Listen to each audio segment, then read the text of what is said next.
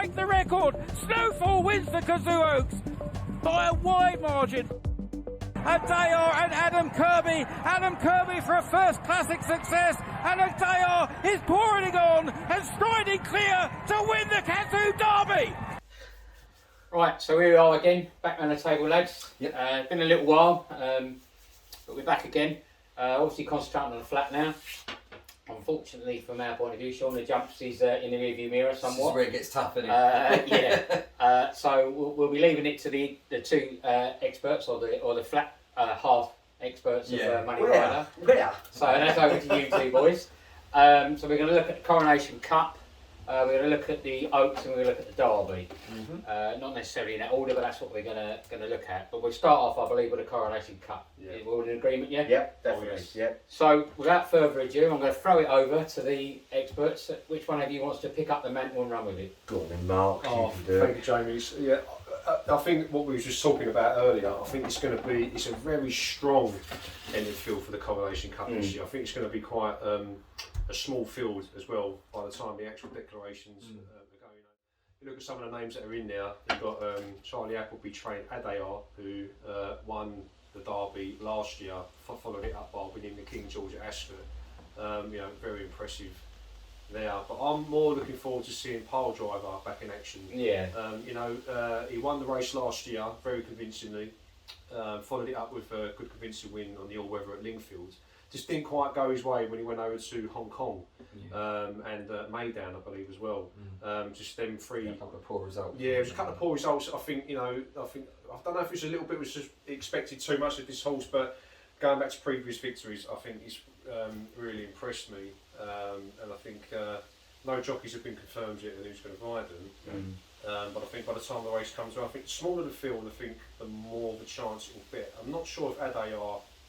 I don't think he's going to be declared to run in this race, if I'm brutally honest. I'm very surprised that he's been entered into the Coronation Cup. I thought he would potentially set 2-1 on 2-1 at the moment, joint favourite with Charlie Appleby's.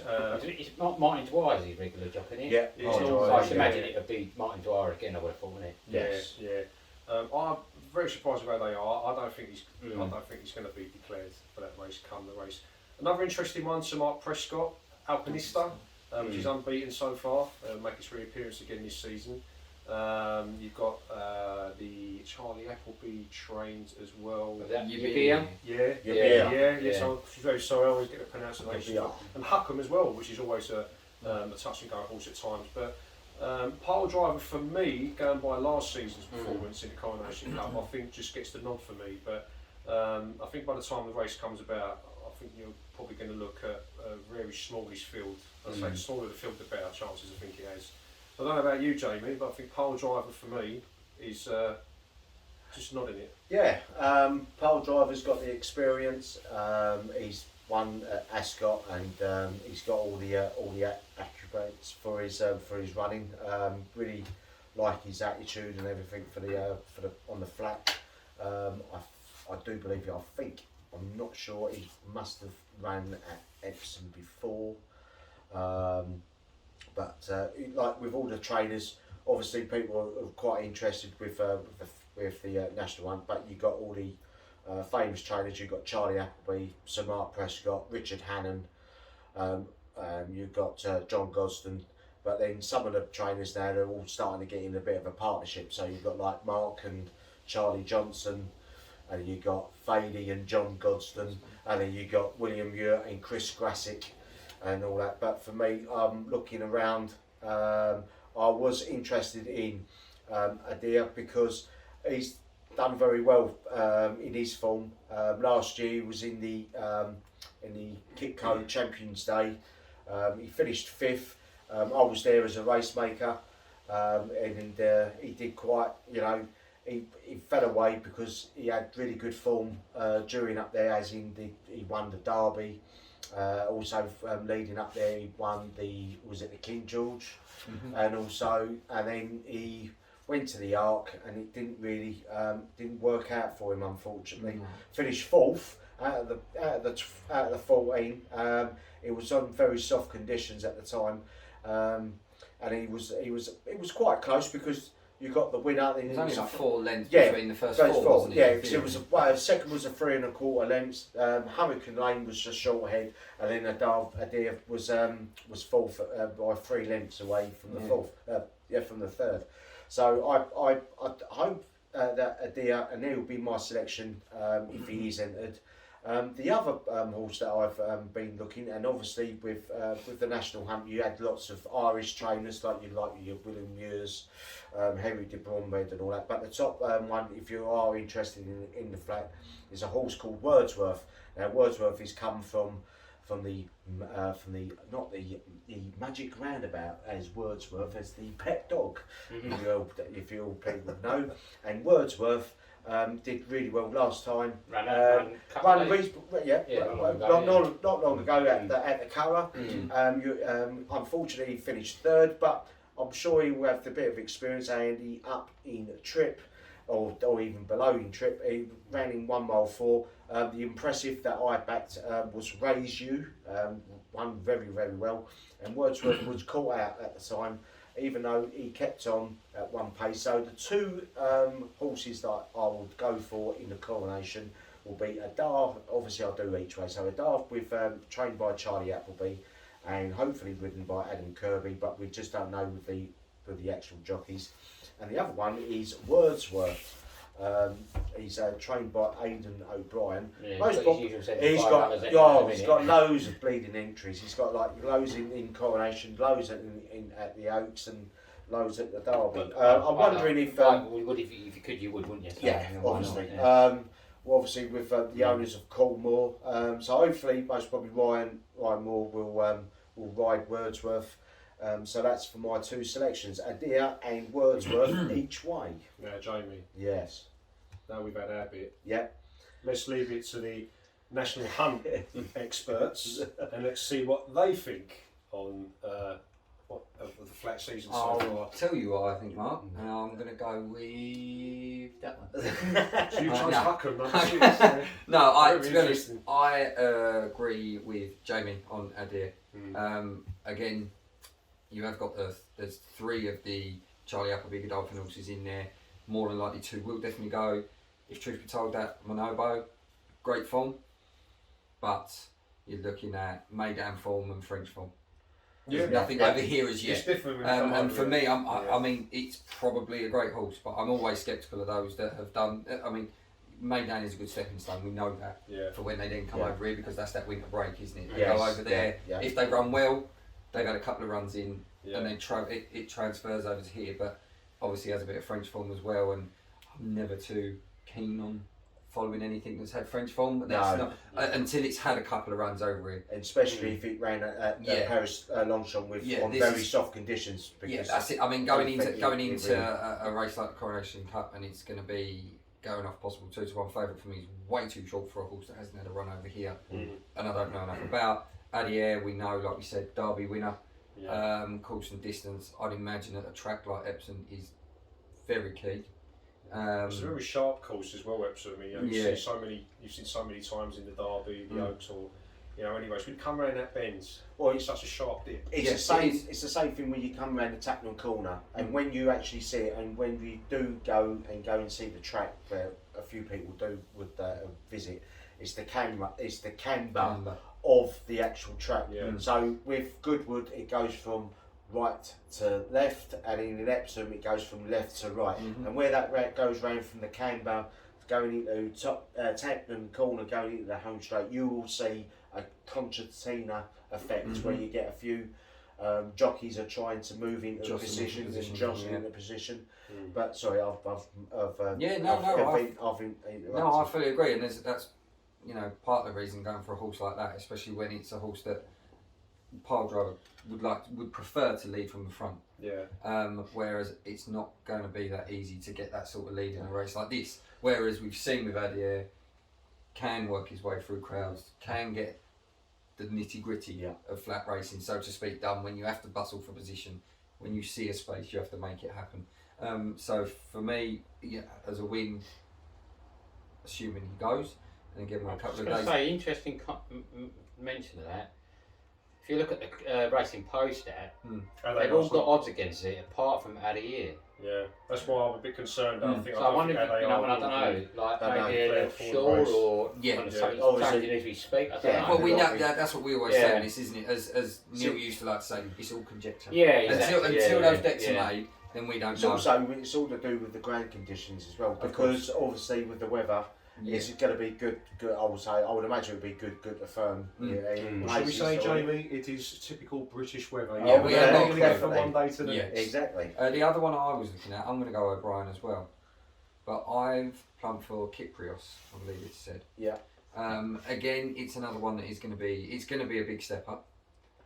It will be, as always, a telling factor with what Ryan Moore is going to decide to, because we're talking it's an O'Brien but completely different owners. Yeah. So we don't know. We know where more than likely the loyalty will lie and where he'll go with. Yeah. It's another one that, you know, gone off massive favourites twice, but won comfortably twice. Got like for the price and the form, you know, it's something that would you stick can't out argue. to me a little bit. The really, form doesn't really argue. It didn't have the worst of last season's. It's had 2 runs this year, which for me, again going into the flat season, I don't like backing ones that haven't had a run yet. No, Then you run I'm into always these looking big for one fields. that's had a run. It's had a couple of runs, April and May, Yeah. and it's had 2 wins. So yeah, for me as an outside bet, 14 to 1 Kyprios for me. That's good. Saving the best till You're last. saving till the last. You're having a drink. Well, no, just having a look Racing. through, because I've got to be honest, I've not had a great deal of look at this race. We originally was going to talk about Oaks and Derby. different one, but there was very little information on the dash at the minute. But you know, I'm sort of scrolling down the list, and I'm sort of obviously beyond pole driver. He then starts to be a bit more, you know, darting the ball, if you know what I mean. But you know, obviously looking at form straight away, that Alpinista catches the eye. But then you look, he hasn't run since November last year. Yeah. So again, as you say, Sean, how fit, how match ready is it? You know. Some of them thrive off that. We know Yeah, that. exactly. because Yeah, exactly. Yeah, It's the yeah. exact same principle Yeah. in jump racing. It's- You see a first run out and you go, Yeah. yeah, but he loves that. There's certain Yeah. horses that used Yeah. to just go to the Cheltenham Festival. So There's it's a certain trainers always like Yeah. train them, and they're off for that, 100+ days off. They don't run anywhere else, but they'll run that one. Quavega used to only go to Mares. Yeah. Pennhill used to always go to Stayers. Yeah. We know that. So it's not to say that first time outs, but it's just for me, when horses in the flat have had a bit of a run, they're a little bit more astute to what's going on. They know the season's back on. They're race ready effectively. But Alpinista, like you say, you can't fault the form. Like you say, Exactly. Yeah, you just like say, question is obviously the time off track sort of thing, course. you know. And I'm always swayed by Blue Silk as well. To be honest. So you know, I mean, I could look at them. You know, you could, you know, look at Hackham. You know, okay, 7th last time out, but can that be forgiven? You know what I mean? You need to drill down into it a bit more. And I'll be honest, I couldn't sit here with authority and say whether that's the case or not. And again, like I say, with all these horses, you often look at who's booked them. You know, that's your course, best call. sure. So, but then as Mark said, you know what I mean, bit of sort of nostalgia or loyalty. You know what I mean. You look at pole drive and you know, and some of the big races he's run. So, I could be swayed on the day to put a bit of money on pole driver. So, I've got to be honest, I can't really pick one out right now, but I can see a lot of reasons, like say Sean, where you going back to Kyprios, you know, a nice price for a horse that's 1-2. and regardless step up of if and all more, that, but you know, Yeah. let's be honest, if Moore doesn't choose that O'Brien horse, it's not like any other jockey that sits on it that O'Brien has in his locker is going to be any less effective. You know, they all ride their races. I mean, I bet that Wordsworth when he was third. Third. And, I think he got caught out on coming home for the home turn in the cover. He got caught out because Raju did travel so well in that race, and he got caught out, and he just hit, I think he hit a flat spot, but he ran on and he finished third, which is fine. And you get, you know, he might come on from that race as well. I mean, the one that I'll throw out in as well. Sorry, you'll no, cool, mate. It's Fox's Tail, trained by Andrew Balding. Finished 4th last time at Newbury in a Group 3, and that was 1 mile 4. and also you've got the jockey of David Probert, and David Probert's doing really, really well this year. He's banging in a few good races. But I'm just wondering, Fox's Tail with a flat track, you just don't unexpect results with Epsom because it's such a unique track. It could, it might, might enjoy the actual the track itself, Fox's Tails, but I'll still stick the two that I've gone for, but I've just thrown that out there as well with Fox's Tail. Fair enough. Okay, all right. I just noticed you've got Joseph O'Brien, which he seems to be leaning more towards the flat now. Yeah, he's decided. More. Yeah, because he's decided now. He's just not getting rid, but he's just moving on some of his jumpers now, and he's more concentrating more on the flat. Yeah, well, I mean, obviously, look, can't take anything away from him, but he hasn't had the most blistering jumps all season. No. I mean, just in general. He's had a couple of good ones. He's had a few. You thought might have had a few more winners. You might have guessed, but I say not done with everyone. I'm not knocking him in any way, shape or form, but then you've got you never know. Aidan O'Brien might obviously carry on through his years and might retire in his 60s, and then Joseph O'Brien might. Joseph O'Brien might take over the reins. Well, that's the thing, isn't it? When your dad does what he does on the flats, it's just that. It's difficult to not go. Oh, actually, if I just that he will because he's his own man, but for the time being until he can develop it, he'll follow that slipstream. He'll get good horses. He'll get good wins behind him. So well, like I say, you can't blame him for wanting to strike out on his own. No, 100%. No, he's his own person. Not being a shadow sort. No, he's his own trainer, isn't he? So. Yeah. Right, so am I right in thinking we want to move on to the Derby next? Did we say the Derby? We go for the Oaks. Oh, we're going to do the Oaks. The ladies. Ladies first. Okay.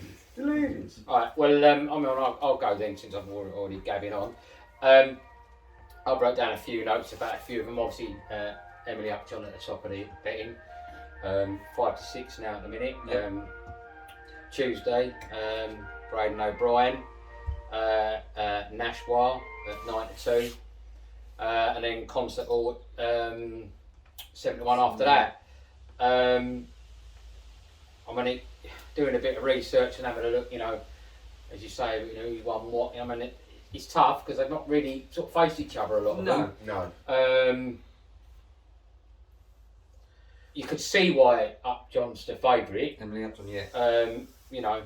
Sea Stars, out Sea Stars, she was so impressive. Yeah. She was so impressive at your turn of foot. That's what it is. Certainly, got the pedigree and the breeding to go that 1 mile 4.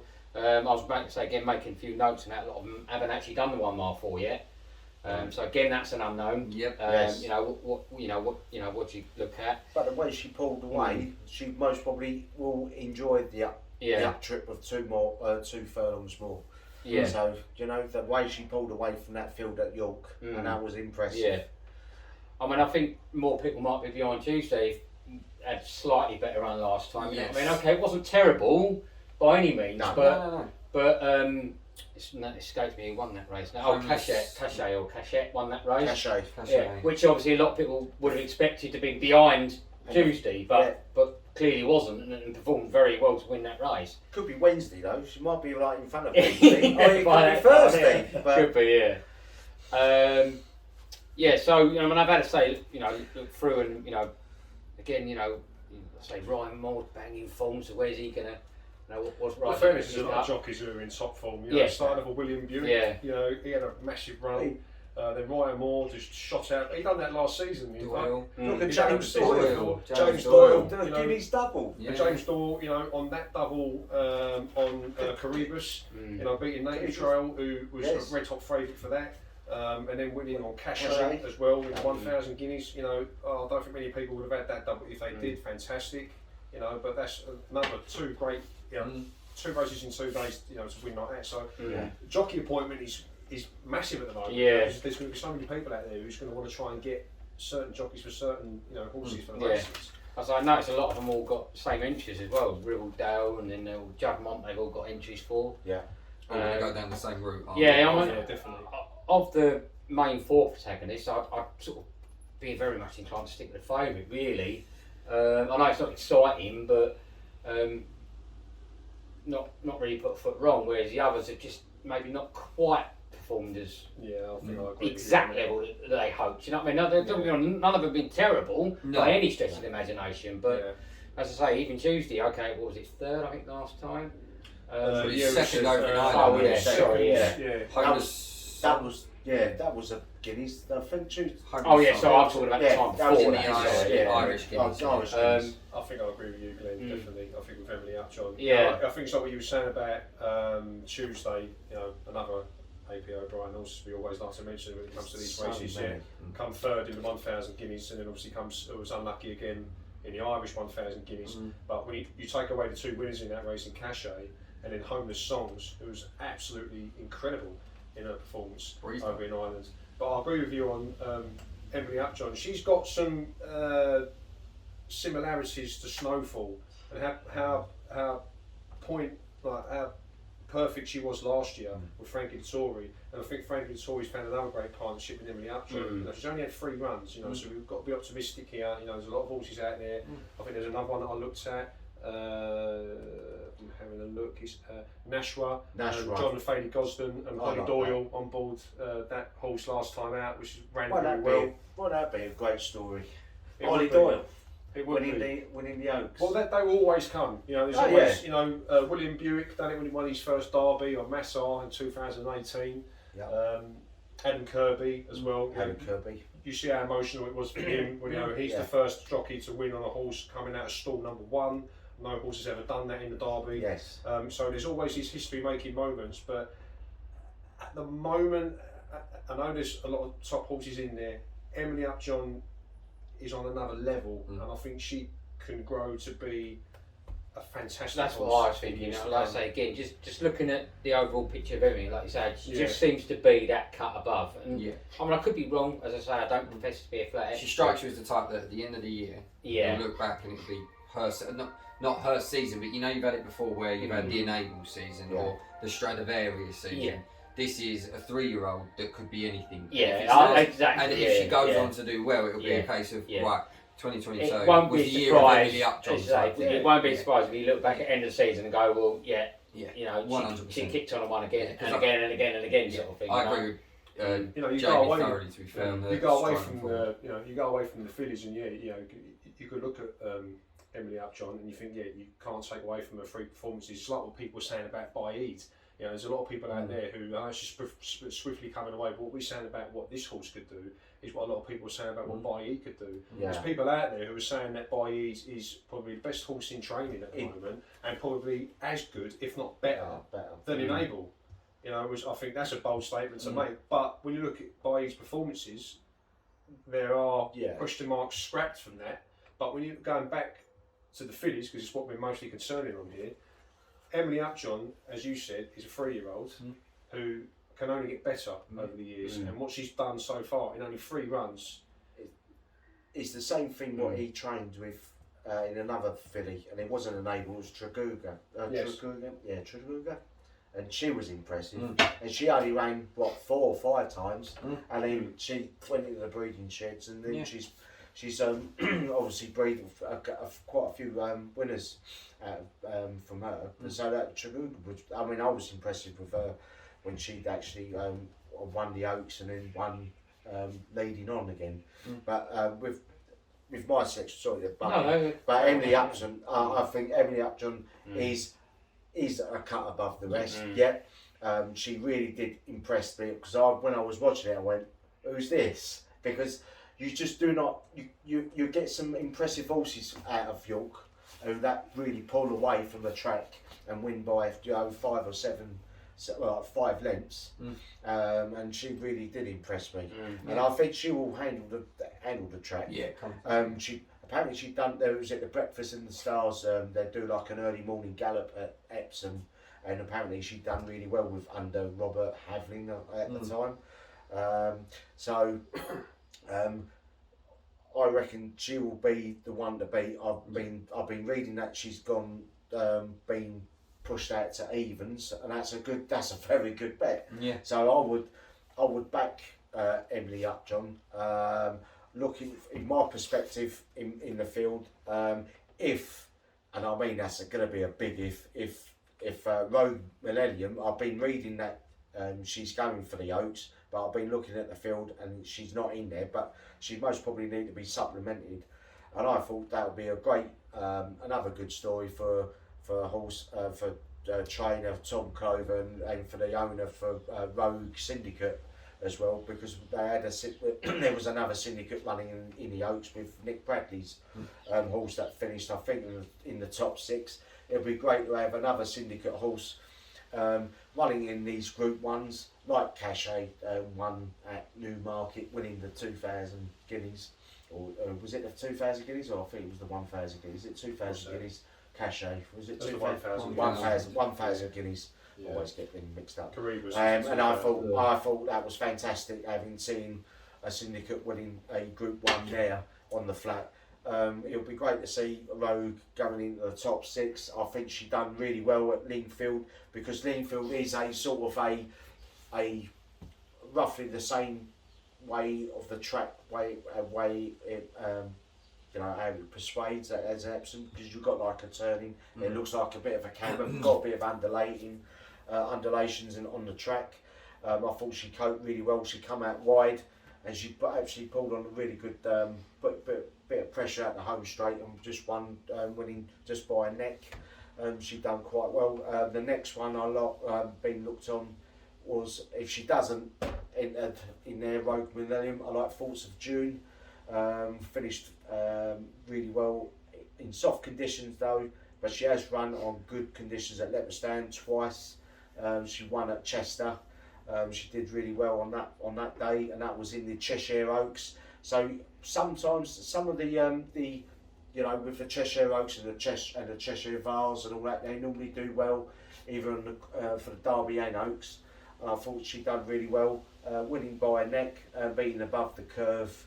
And that was run by Ryan Moore as well, so you just don't know. It could be Frankie, it could be Ryan Moore running there. So that's them horses for me if it's each way. So it'll be Emily Upjohn the win, and the 2 each way, if they do run, will be Rogue Millennium and Force of June. Fair enough. I'm just again scanning back through my notes again about, you know, Emily Upjohn. The top of the betting, they haven't really faced each other, but Emily Upjohn has beaten the rest of the field. Yeah. Emotion for Gosdens was 20 lengths ahead of, or behind, should I say, behind Emily Upjohn at Sandown, but then was stepped down to Class 5, so remarkably down in class, but won by double digits. Yeah. And actually looked really smart on that performance. But then you look back at the previous performance and you think, well, you know, how are you going to turn around 20 length deficit? Very hard, but you know, again at a nice price. You know what I mean? I think maybe 100 to 1 now. I think that one. You know what I mean? So for a place price, you know, could be an outsider. Life of Dreams in the Blue Silks again. Yeah. You know, again, has lost to Emily Upjohn about 5.5 lengths. You know, it'd be interesting to see where Buick picks up a ride. You know, again, 25 to 1 at the moment. So, you know, that's a big price for if Buick takes a ride. You know what I mean? Because you know you'll always get a decent ride regardless. You could see him also be champion jockey. Yeah, exactly. Buick, I think he deserved to be champion jockey last season. Unfortunately, with Ocean Murphy, but is it Ching Shi or Ching Shai? You know, again another one that's been up against Emily Upjohn, lost by 7.5 lengths at York. But of course, like you say, if we're saying that, as Sean said, you know, if Upjohn is or could be as good as we think, you can't then looking for the place money after that. Really, aren't you? Let's be honest. I mean, you know, there's 3 of them there. I think very big prices. I mean, they might still only be 7 or 8 lengths behind again, but they could be 7 or 8 like second. You know, at those sort of prices, wouldn't matter, would it? No, exactly. Yeah, you'd actually take a little return on that, wouldn't you? I mean, look at Emily Upjohn. She started at Wolverhampton in a Class 5, won at 12 to 1, and won by neck. And then, you know, Wolverhampton is not a suitable, you know, it's quite reasonably tight track, but then ran on all weather, and then next minute ran over Sandown, won, didn't have a BHA mark, she's got a BHA mark of 99 going to. And this is going to be interesting because the way she won, it was a 99, fat milk. And she couldn't ask for a better jockey on board in Frankie Dettori. Old Frankie. Won it at Epsom as well. Good old Frankie. We'll look forward to it. What about yourself, Ben? I fully agree. I don't see past Emily Upjohn. Have we left you anything to say? No, well, I don't know. There is, in my opinion, I hadn't looked past her in the first place. To be honest with you, I fully agree with you. The step up to this 1 mile 4, which is probably going to be new to all of them, I don't think will be handled better more than her anyway. The way she quickened and went away was, it was just instant. You know, the response, what he asked for is what he got. That it didn't build and then go. It was just almost like the accelerator button was pushed and she knew what she had to do. So I see it as a good field.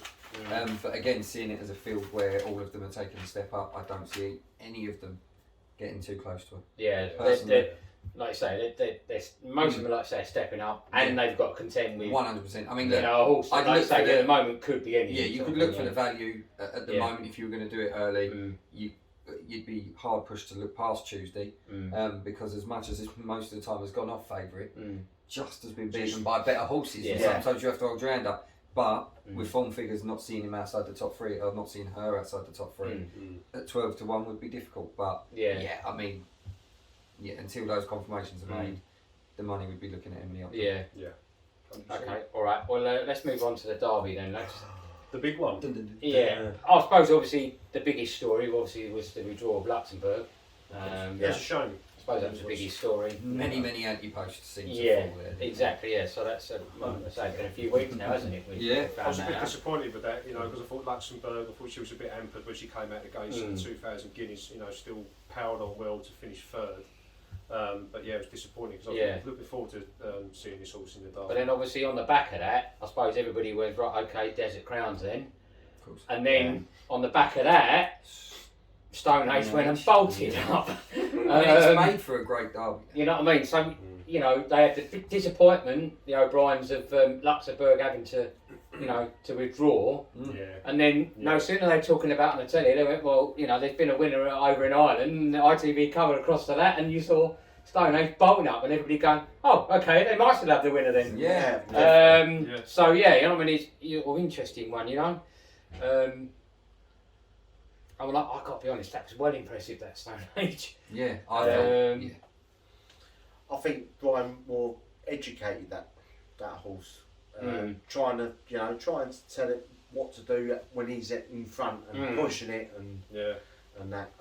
That's just the way I was reading. Like Moore said, he went left out the stalls a bit, but obviously managed to get it back, if you know what I mean, or get it back under control. And at 3 to 1 as well, they're giving on Stone Age. Exactly. There's a crown, price, there's a crown at the moment, 15 to 8. And a horse that bolted up like that. I was just looking through the list earlier, and there's Stone Age, Change of the Guard, United Nations, Star of India, all AP O'Brien horses, all won last time out, all with Ryan Moore on board.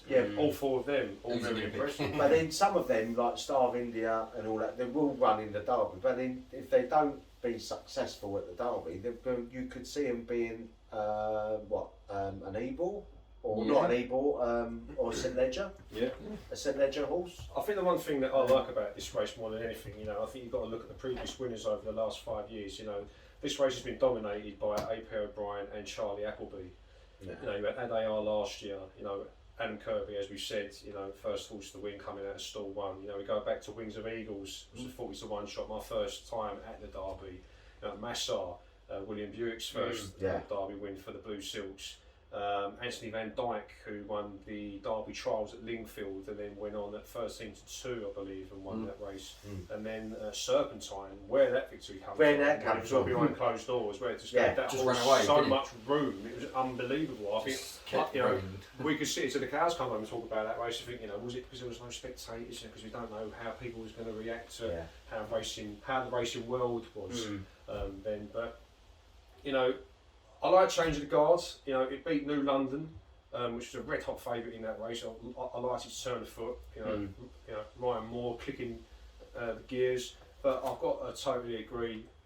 about Stone Age, what a performance that was from a horse. So I feel that if it goes off at 3-1, on a performance like that last time out, you would bite someone's hand off at that. Yeah. Go into Desert Crown, and I don't deny Sir Michael Stout's got a great horse in Desert Crown. Yeah, I mean, that's looked impressive with his turn of foot. When I go by the last two Yeah. performances, I feel it should be the other way round. I feel Stone Age should be 15-8, and I feel Desert Crown should be maybe a little bit shorter than 3-1, maybe a little bit closer, but I just Again, a winner at York as well. You always get winners. You've always got, you know, good classy horses coming out of winning at York. Even though, you know, I'm pushing, you know, I always mention York, but it is a class of a track, and you get good. Yeah, he doesn't winners. work there, by the way. You can, no, I don't like there. But great city.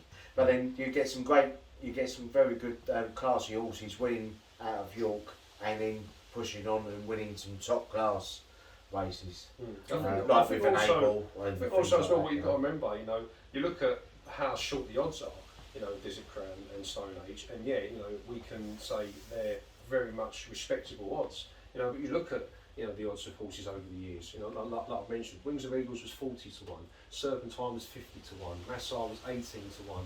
The great Adayar that won the King George at Ascot that same year and didn't really perform as well in the Arc, that was 14-1. Yeah, but do you think we're going to have a big odds of a derby like at Kentucky with the old, was it Red Target?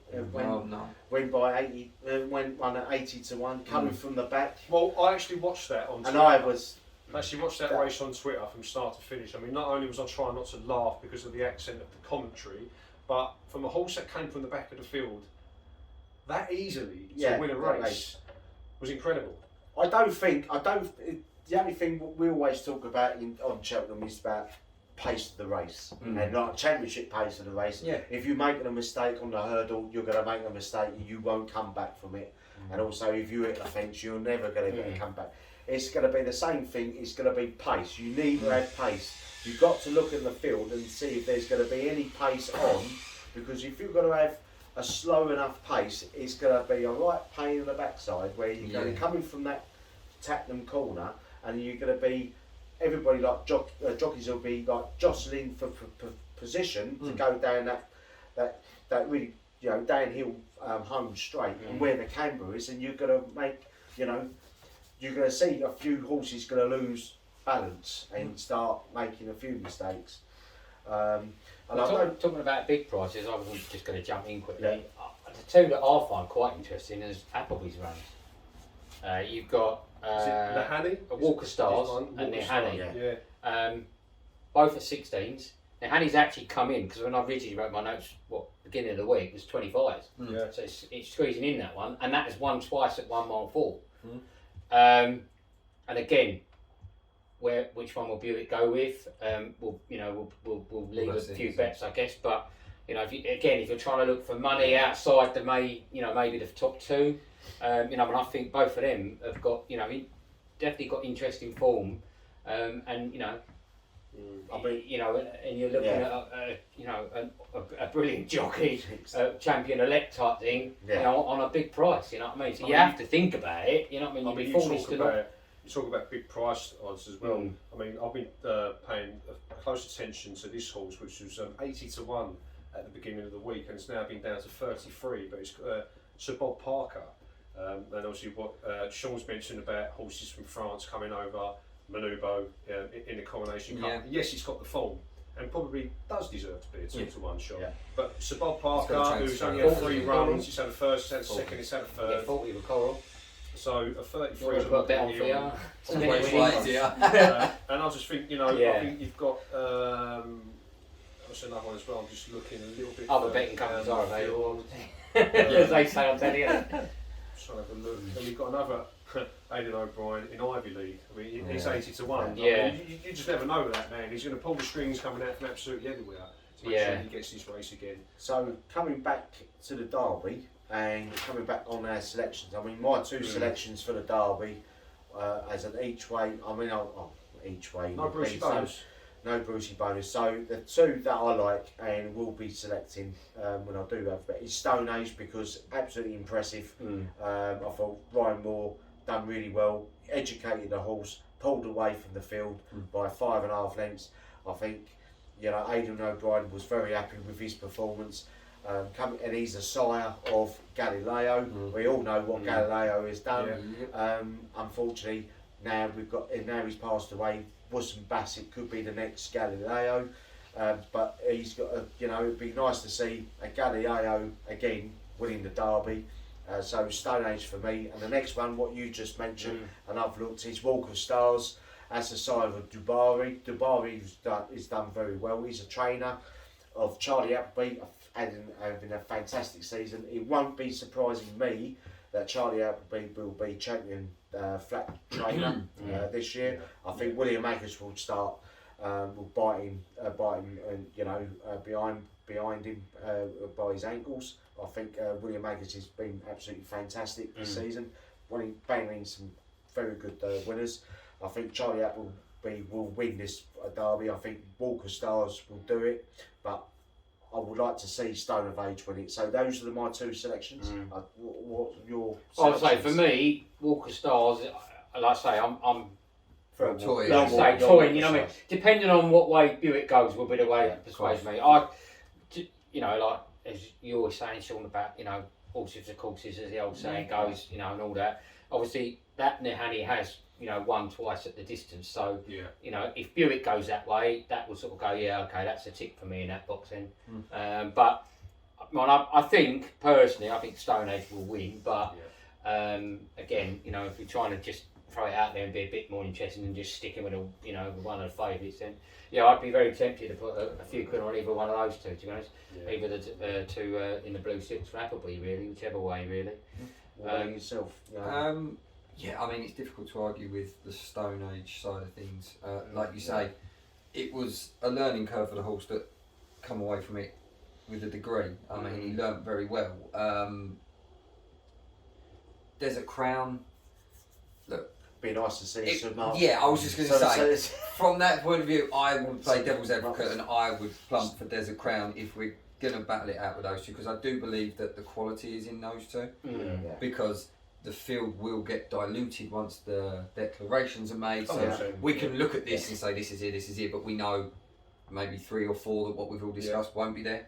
So if we go on that, I would plump for Desert Crown. I think he also went away very well. So it was another horse that, exactly like what we're saying about Stone Age, when asked to do a job, took a while, was a bit green for a furlong, but then stayed on well to win quite comfortably.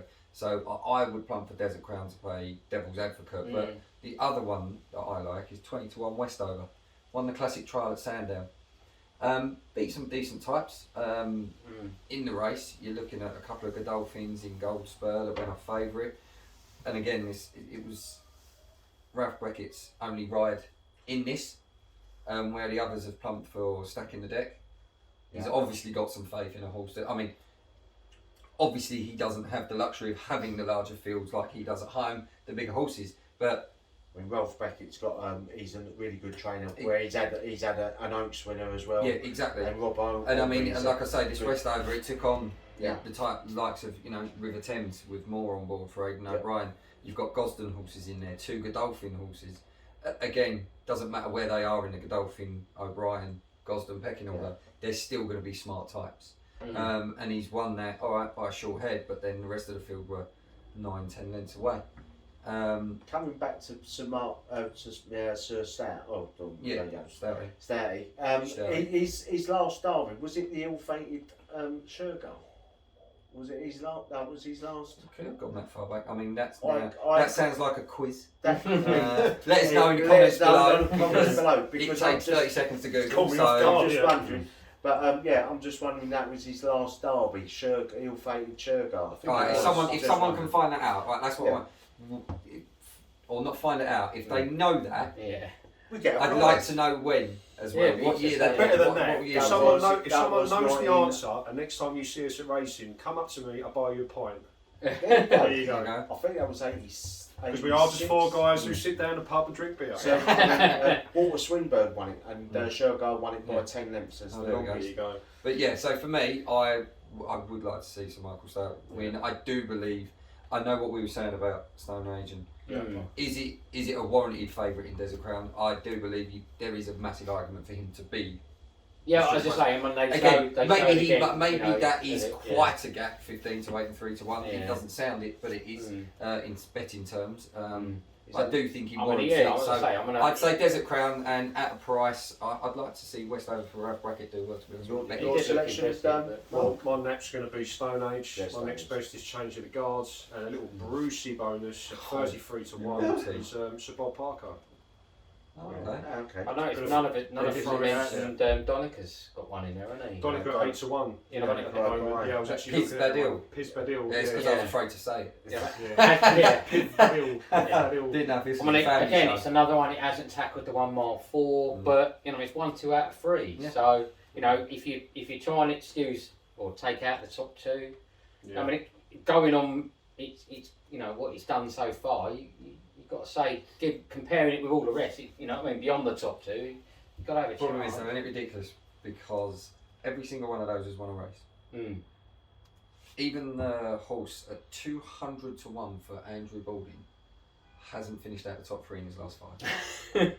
It's crazy, isn't it? What sort of price is that for a 200 to 1 that doesn't? It is amazing when he's got a 3-1-2, 3-2. Do you look at that form and it's like he's destined to win? Yeah, well, after the 300 to 1 winner the other day, it does all make you feel. But I do look at that and go, his form, and also he's actually better than most above it. Yeah. And also as well, just probably sitting there looking at that, there was another one as well. I think Grand Alliance, which is 80 to 1, and that's placed in its last 4 runs as well. So there are horses out there who have got the form. You will get. I mean, some bookies will do 4 places, 5 places, and you so will. Just to let everybody out there now, who watches this video, if anybody has a 200 to 1 winner that we have just mentioned, we would like a little bit of profit. But it is quite funny because you go back and look at the form of that horse. 3rd behind Native Trail, right? It's. You say going into these type of races, you look at where they've run, how they perform, and then right? You see the form lines. I mean, you know more than I. Going into this sort of, would you look at York form? Is that what you were saying? I would sometimes. To a degree. To a degree, but then I normally go by the form I've been. Some of the horses that they've beaten, and the second has won, and that's made a good form line as well. It's the same thing with your handicaps, with your sprints. You know what I mean? You just don't know with that one, with the 201. If it does run, it could go in the top 5. That 200, we'll name it as it is because I'm going to back it anyway. Who your male, right? Is what we're talking. Has won at York. Yeah. The subsequent second, who he beat by almost 3 lengths, has gone on to win 2 times out of his last 4 anyway. Yeah. And we're talking that's 200 to 1. I'm not saying he's better than the rest. I'm not saying when you look at the others, there is obvious reason why he's 200 to 1 and the others aren't. You say that the odds is only a number. There was a 300 to 1 winner the other day. Yeah, exactly.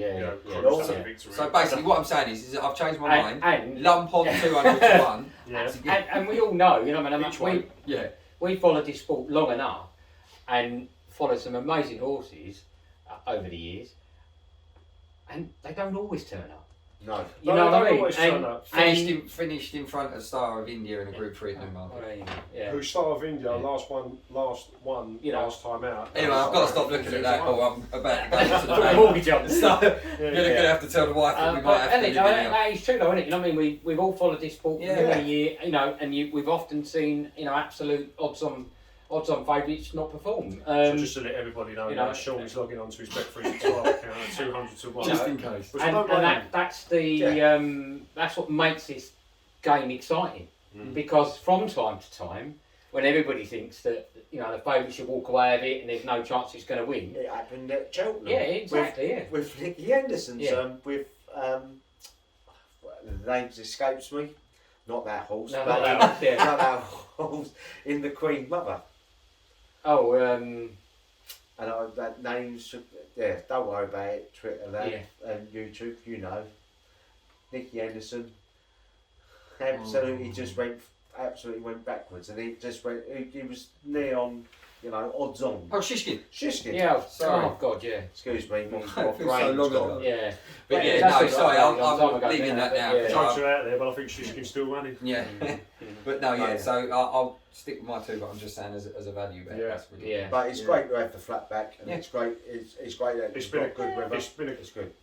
It's been like a cracking start to the flat season. Yeah. Looking forward to watching the races next week. Gutted not going to be there. You know, it's been, you know, you can imagine next weekend being, you know, like the Jubilee weekend. It's just amazing that it's fallen on there. You know, great for the Queen. We're going to see some fantastic racing. That just builds. Sorry, I just wanted to see. That just. It just had to do it. That just builds up to Royal Ascot, which I'm absolutely buzzing for next month, because some of the races there are building up nicely, and I'm really looking forward to it. And the flat season, sorry about the table, but it is back. Yes, it is back. And you've got the Royal Ascot with the Commonwealth Cup. You've got the Wokingham. You've got the Royal Hunt Cup. You've got the Windsor Castle, Norfolk Stakes, Coventry Stakes. All 5-year-old, 5 furlongs, 2-year-olds. And you've got the first sire of Havana Grey and US Navy and others. That'd be interesting. Be good. Yeah, definitely. Yeah, so we look forward to that, won't we? So Yeah. okay, well that's our sort of round up then of those three. Obviously, as always, things change. As Sean said, you know what I mean. Some of the ones mentioned won't go. So probably the 200 to 1 winner is probably going to be a 15 to 8 second favourite. Doesn't matter because there's money already on it. Odds have changed about 4 times since I wrote my notes. I've had to write them down in the column because of change of odds. But yeah, so I suppose the next video will be the Ascot one. Ascot most certainly will be. But please comment down below. We do mention it on Twitter. Exactly, and please mention it on Twitter as well, and also on YouTube and subscribe. Yeah, absolutely. And as we have mentioned before as well, you know, we're not tipsters. We're just 4 guys who, as it has been commented before, we're just 4 guys who love a pint of the black stuff. We love talking about racing. We love going racing. That's what we do. We've been at various race meetings. And just another quick question as well. Midland Park Racing. Make sure you get following as well. Got some fantastic horses. Yeah, give them a follow. Fantastic organisation. Yeah, fantastic. Brilliant syndicate. Revich, who Jamie's one of about 97 horses that he's got shares in. And if you didn't notice, at the Cheltenham Festival most recently, Marie's Rock, who won her last 2 races, absolutely fantastic, and it's just great to see this man jumping for joy even though he didn't have shares in it. But yeah, just follow, like. Yeah, all we can say. Yeah, subscribe and give us a like and follow us and find us on Twitter and and get involved. See you soon. Cool. See you for the next video then for Ascot.